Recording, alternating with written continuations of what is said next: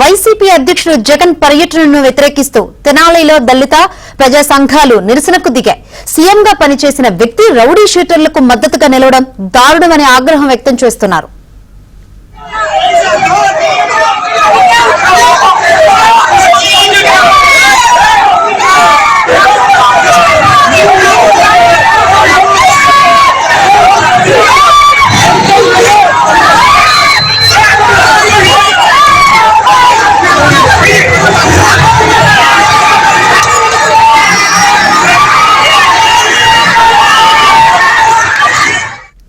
ప్రమాద బాధితులను పరామర్శించవచ్చు, రాజకీయ హత్యలు ఆందోళనలో బాధితులైన వారిని ఓదార్చవచ్చు. కానీ వైసీపీ అధ్యక్షుడు జగన్ తీరే వేరు. పోలీసులకే సవాల్ విసురుతూ శాంతి భద్రతలకు తరచూ విఘాతం కలిగిస్తూ ఏకంగా కానిస్టేబుల్ పైనే హత్యాయత్నం చేసిన గంజాయి బ్యాచ్ రౌడీ షీటర్లకు ఆయన వత్తాసు పలుకుతున్నారు. కానిస్టేబుల్ పై దాడి చేసిన కేసులో అరెస్టైన రౌడీ షీటర్ల కుటుంబాలను పరామర్శించేందుకు తెనాలిలోని ఐతానగర్ కు జగన్ వెళ్లారు.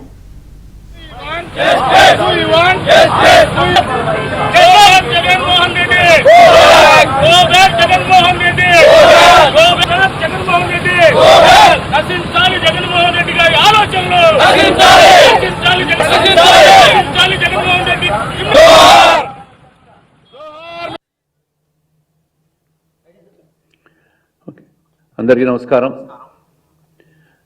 జూన్ 4వ తేదీ 2024లో తెలుగుదేశం కూటమి ప్రభుత్వం ఎన్నికల్లో ఘన విజయం సాధించి రేపటితో 1 సంవత్సరం కాబోతా ఉంది.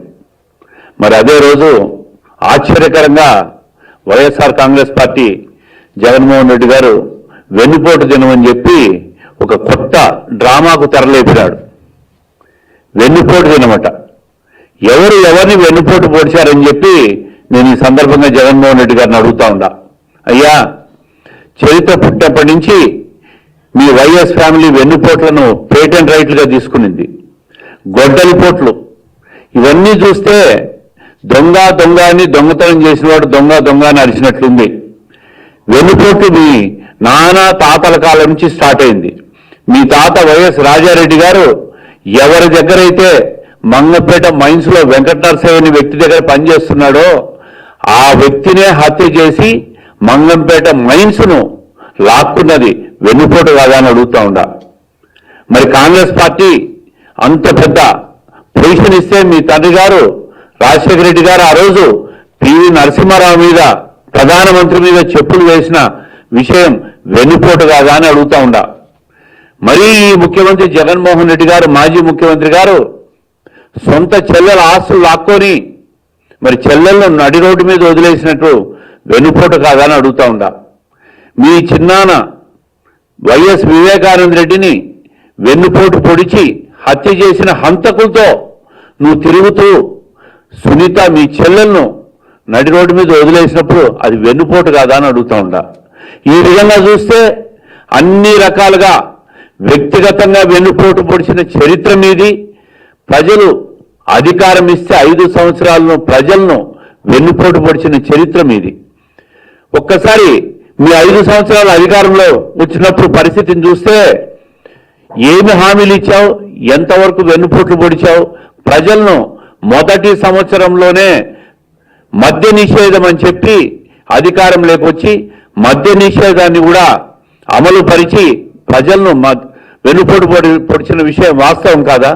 నాసిరకం మద్యాన్నంతా అమ్మి ప్రజలను అనారోగ్యం పాలు చేసి వాళ్ళ మరణాలకు కారణం ఈ వైఎస్ జగన్మోహన్ రెడ్డి ప్రభుత్వం కాదా? ఇది వెన్నుపోటు కాదా అని అడుగుతా ఉండా. ఈ విధంగా హామీలిచ్చి వెన్నుపోటు పొడిచిన 5 సంవత్సరాలు నడిపిన ప్రభుత్వం మీది. మళ్ళీ ఈరోజు కొత్తగా ఈ తెలుగుదేశం ప్రభుత్వం ప్రజాస్వామ్యబద్ధంగా అధికారంలోకి వచ్చి 1 సంవత్సరంలోనే 70% హామీలు అమలు చేసిన ఈ ప్రభుత్వం మీద మీరు వెన్నుపోటు దినంగా ప్రకటిస్తారా? వెన్నుపోటు అనేది మీ పేటెంట్ రైట్స్, మీతోనే ప్రారంభమైంది. ప్రతి అంశంలో నీ వ్యక్తిగత జీవితంలో వెన్నుపోట్లే. ప్రజలకు 5 సంవత్సరాలు అన్ని రకాలుగా కూడా వెన్నుపోటు పొడిచిన ప్రభుత్వం ఏదైనా ఉందంటే అది వైఎస్ఆర్ కాంగ్రెస్ ప్రభుత్వం అని చెప్పి, అది జగన్మోహన్ రెడ్డి గారు తీసుకున్న పేటెంట్ రైట్ అని చెప్పి ప్రజలకు మీ ద్వారా తెలియజేస్తా ఉండా. ఆస్తి కోసం చెల్లెల్ని, అదేవిధంగా తల్లిని కూడా చివరకు రోడ్లో వేసిన మనిషి ఎవరైనా ఉన్నారంటే అది జగన్మోహన్ రెడ్డి గారు. ఆయనే ఒక పెద్ద వెన్నుపోటుదారుడు. మళ్ళీ ఈరోజు వెన్నుపోటు అని చెప్పి కొత్త డ్రామాకు తెరలేపినావు. అదేవిధంగా మెగా డిఎస్సి అన్నావు. 5 సంవత్సరాల్లో ఒక్కసారైనా డిఎస్సి పెట్టావా అని చెప్పి అడుగుతా ఉండా. ఈరోజు కూటమి ప్రభుత్వం వచ్చిన తర్వాత 16,000 పైచిలకు డిఎస్సి పోస్టులకు నోటిఫికేషన్ ఇచ్చి జూన్ నెలాఖరు లోపల భర్తీ చేస్తామన్న ఈ ప్రభుత్వ చిత్తశుద్ధి ఇది వెన్నుపోట. 5 సంవత్సరాల్లో మెగా డిఎస్సి పెడతానని చెప్పి అధికారంలోకి వచ్చి అమలు చేయకపోవడం వెన్నుపోట అని చెప్పి నేను అడుగుతా ఉండా. అన్నా క్యాంటీన్లను రద్దు చేసి మరీ పేదవాడి పొట్టన అన్నం తండ్రి లేకుండా చేసిన నువ్వు అది వెన్నుపోటు కాదా అని అడుగుతా ఉండా. బీసీ, ఎస్సీ, ఎస్టీ, మైనారిటీ సప్లాన్లో నిధులు మళ్లించి సామాజిక న్యాయానికి వెన్నుపోటు పొడిచిన మీరు మళ్ళీ ఇతరుల మీద వెన్నుపోటు అని మాట్లాడుతూ ఉన్నారు. అదే కాకుండా ఈరోజు తెలుగుదేశం ప్రభుత్వం వచ్చిన తర్వాత 70% మొదటి సంవత్సరంలోనే 70% హామీలన్నీ కూడా అమలు చేశాం. ఈ దేశంలో 4,000 రూపాయల పెన్షన్ ఏ రాష్ట్రంలో కూడా అమలు చేయడంలా.